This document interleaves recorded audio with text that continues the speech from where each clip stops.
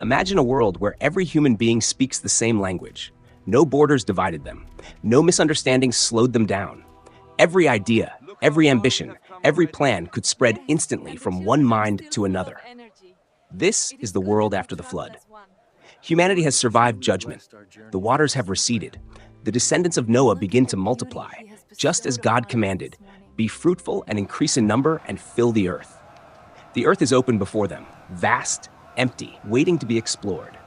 But instead of scattering across the continents, they move together. Genesis tells us they journeyed east and settled in a broad plain called Shinar, a fertile land in what we know today as ancient Mesopotamia. It was flat, open, perfect for building. And for the first time in post-flood history, humanity pauses. They do not spread, they stay. And then a conversation begins. Come, they say to one another, let us make bricks and bake them thoroughly. They begin to innovate. Instead of stone, they use fired brick. Instead of mortar, they use tar. This is technological progress, organization, co-organization, a unified civilization emerging with one language and one shared vision. And then comes the statement that reveals their hearts. Come, let us build ourselves a city and a tower with its top in the heavens, and let us make a name for ourselves, lest we be scattered over the face of the whole earth. Listen carefully to those words. Let us make a name for ourselves. This is not just construction. It is ambition. It is identity. It is defiance wrapped in unity. God had told humanity to fill the earth. They say, lest we be scattered. God had given them a name and a purpose. They say, let us make a name for ourselves. On the surface, they are building a city. But beneath the surface, something far more dangerous is rising. The tower reaching into the heavens is not about touching clouds. In the ancient world, height symbolized power and divine access. To build upward was to declare independence, to carve out security without relying on God, to establish permanence without submission, to create glory without the Creator. This is humanity standing together, not in worship, not in gratitude for survival, not in humility after judgment, but in collective self-exaltation. For the first time since Eden, we see a unified human race, one language, one purpose, one shared will. And that will is centered on themselves. The plain of Shinar becomes more than a construction site. It becomes a mirror reflecting the human heart. A heart that desires security apart from God. A heart that fears obedience will lead to loss. A heart that would rather build upward in pride than spread outward in trust. They are no longer just survivors of the flood. They are architects of their own glory. And as the tower begins to rise brick by brick, something else is rising with it. Something invisible but far more significant than clay and tar. Human pride. If the first bricks of Babel were made from clay, the real foundation of the tower was something far less visible. Pride. At first glance, nothing seems overtly evil about what they are doing. They are organized. They are creative. They are united. They are building a city, something stable, something lasting. After the chaos of the flood, who could blame them for wanting security? But Scripture does not focus on the height of the tower. It focuses on the motive of the heart. Let us make a name for ourselves. In the ancient world, a name was not merely what people called you. A name represented reputation, authority, legacy.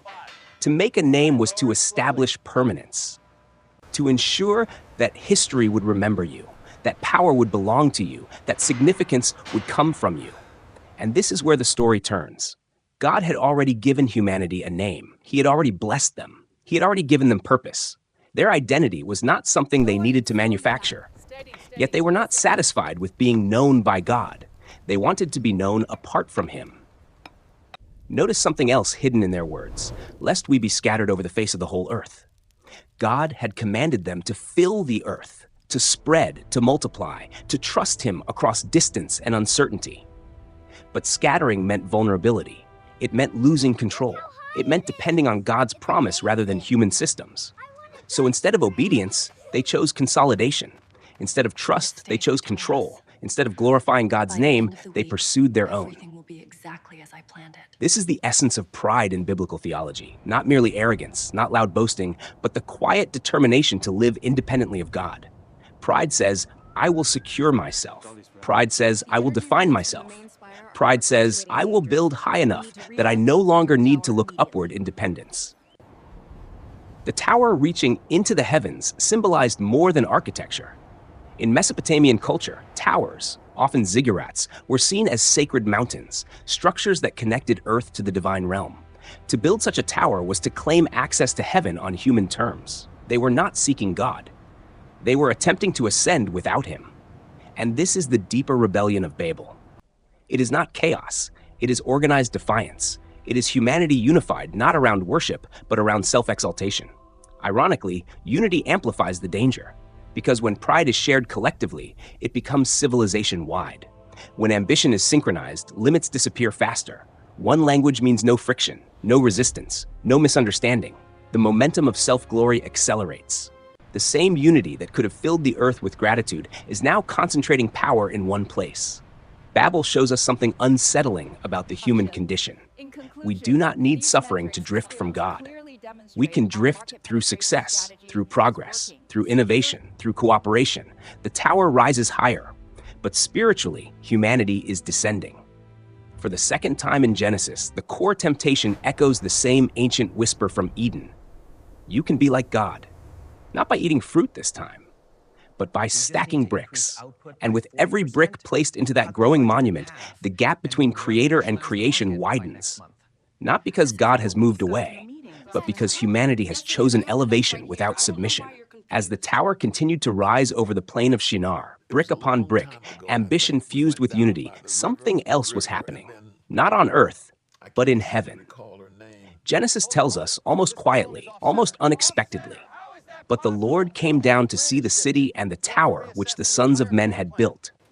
There is profound irony in that sentence. They said they were building a tower with its top in the heavens. Yet God must come down to see it. What humanity perceived as towering, heaven-reaching greatness was, from the divine perspective, small enough to require descent. The text does not suggest that God was threatened. It suggests contrast. Infinite majesty observing finite ambition. And then God speaks. Behold, they are one people, and they all have one language, and this is only the beginning of what they will do. And nothing that they propose to do will now be impossible for them. This statement is often misunderstood. It does not mean humanity had become omnipotent. It reveals something more subtle, the power of unified will when detached from moral restraint. A single language, a single culture, a single direction of ambition. Without internal resistance, their collective capacity would accelerate unchecked. God's concern is not architectural height, it is moral trajectory. When fallen humanity unites around pride, innovation becomes a tool for rebellion. Technology magnifies intention, organization multiplies impact, and without boundaries, sin scales. So God intervenes. Come, let us go down, and there confuse their language, so that they may not understand one another's speech. The same divine phrasing used at creation, let us, now appears again, not to form life, but to restrain it. In a single act, the unity that powered Babel fractures. Voices that once synchronized perfectly now dissolve into confusion. Instructions are misunderstood. Plans collapse mid-sentence. Cooperation breaks down. Frustration replaces momentum. Imagine the scene. A worker hands a brick and gives a command, but the command is no longer recognized. A foreman shouts directions, but the sounds are unfamiliar. Groups begin clustering with those they can understand. Miscommunication spreads faster than the tower ever rose. The structure remains unfinished, not destroyed by fire, not struck by lightning, simply abandoned. And humanity does exactly what it had tried to prevent. They scatter, across plains, across valleys, across continents. The name of the city becomes Babel, associated with confusion.